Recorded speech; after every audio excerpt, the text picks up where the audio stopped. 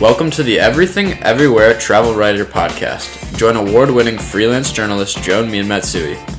Each week, you'll hear guests from all walks of life share their travel stories, tips, and advice on a variety of travel-related topics. Thanks for spending time with us today, and now it's time to dive into our interview. Today is one of those days for me. I don't know if it's the weather, but I am so sleepy. And after this episode, I'm going to get out today and I'm going to take a long walk. And what am I leading up to? Well, I am about to introduce my guest for today, Mike Stevens. Listen in as Mike and I pick up on our discussion about the best Pennsylvania road trips and where you can go to enjoy nature. Welcome, Mike. Now, when you're out, when you are at these places that we've talked about, are you into walking on the trails? I know we mentioned at Ricketts Glen you do it, but how about like when you're up in, say, along the Delaware? Concrete and car noises and diesel fumes. Yes. You have a chance to sample that, and that's the only way to do it. And there's a lot of parks around, like one of my favorite, because it's so close, is Lackawanna State Park. Right. And you can walk around up there, and there's trails that are a little more challenging, shall we say. But if you don't feel up for a challenge that day, there's plenty of trails to hike and walk, which are very smooth, very, very nice to walk on. The Nature Conservancy has a trail right down here through Dalton, that you can walk from Dalton, I think, into Clark Summit, actually. Yes. Oh, yes. We've done that many times. That's about 5 miles, I think. Yeah. It's a good hike. You don't notice it, but it was an old trolley trail, and there's just a slight grade coming up. And you don't really notice it until you get about halfway up, and oh, my legs. They did a remarkable job getting that ready. Yep, absolutely. Getting that ready. There's another one at Keystone College. Yes. They have one there. As a matter of fact, I've got the thing right here. Woodlands. But, yeah, and that's a nice trail. That's a nice trail. And up there, you'll find I think there's one down here too, but up there you'll find, I can't remember I call them cow tunnels. But the story is that years ago, when it was a trolley run, the trolley cars used to come up, and they would pick up milk from the farmers around the area, and they had a schedule to keep. But the cows had no schedule to keep. They would come out and wander along the tracks, any place they chose. So they came around and figured out a way around this. They built small tunnels underneath the tracks, and so the cow could go down. After they figured this out, the cow could go down and walk beneath the tracks, avoiding injury, and keeping the train or the trolley cars on schedule. So I think there's 2 of them. I saw one, but I think there's a second one. Well, wasn't that sort of like a what the heck type of moment? Yeah. You kind of take a double take, right, and look at it and wonder. Exactly, and you sit and say, now what in the world do they use that for? So, but you'll find them. There's one I think down here, closer to Dalton, where they have the same scenario for the cows. So, but again, it's a little bit of history, but it's a nice walk too. Any time of the year, 24/7, or daytime, I should say. It's a nice walk. What about the Lackawanna River trails? They've got some beautiful rivers along. With me redo that question or statement. they've got some beautiful trails along the Lackawanna River. Mhm. Do you ever walk on any of those? Like I know they just put a big extension, well, not just, but a couple of years ago up in the Carbondale area, up in that area. Have you ever walked on any of that or been up? Um, not not to speak of, just to do a Okay. quick story for whatever the reason was. But I did not. And I'm remiss in that. I should be out there at least walking a little bit of it just to see what I see.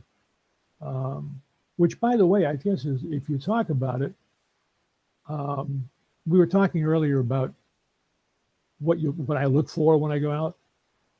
I don't look for anything, I don't think, when you come down to it. I don't go out with an idea in mind that I'm going to see eagles today. I hope I do, but I don't dictate the whole trip on eagles.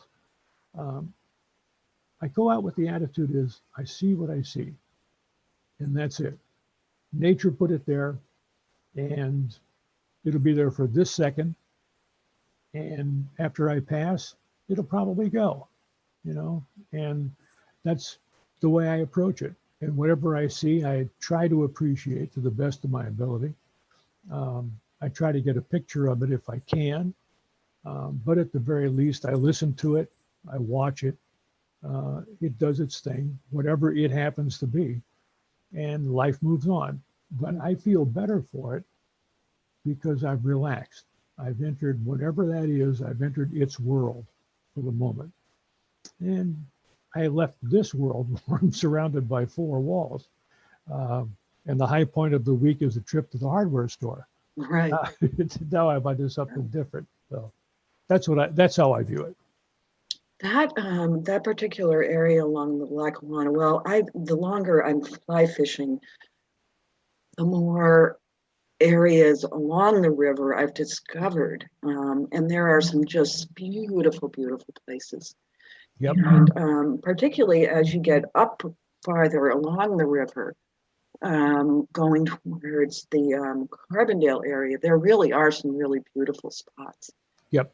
that, maybe not they're the best for fishing, but, you can take in the water and the trees and the birds and seeing people, you will see people occasionally. And I actually, when I was up there, I ran into someone I know from Facebook. And, we talked a little bit, but it was just so nice to experience all of those aspects of nature that really make it wonderful to be out. Oh yeah. Yeah. No question about it.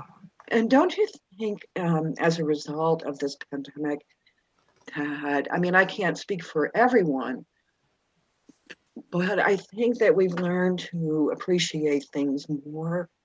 What are some of the things that you appreciate more as a result of being cooped up for so long? I I don't well, I appreciate the outdoors more, I think. I appreciate my backyard, for crying out loud. It's you can go back there and breathe some fresh air, and if you're lucky there's a neighbor out, but I have a squirrel that lives in the backyard. It's so, I feed the birds. I feed the birds out here, and at the same time throw a handful out for my friend squirrel, who, by the way, is doing very well this year. He's nice and chubby and Oh, I imagine. shiny fur, and Sure. so Yeah, he's had a but lot of attention because I yeah, imagine you're out feeding him every day. yeah.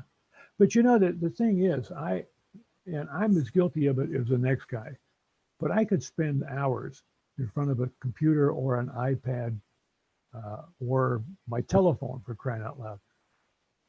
It's not the way to do it, and I keep No. telling myself it's not the way to do it, not the way to go through life. They have their purposes, all of them do. And I'm the first to tell you they're handy gadgets to have, but to get suckered into it and to get tied into it like I have been, like a lot of us are because of this pandemic thing, forces us to stay inside. That's not the way it ought to be. We lose the rest of the world, and it's too big and too nice a place to miss.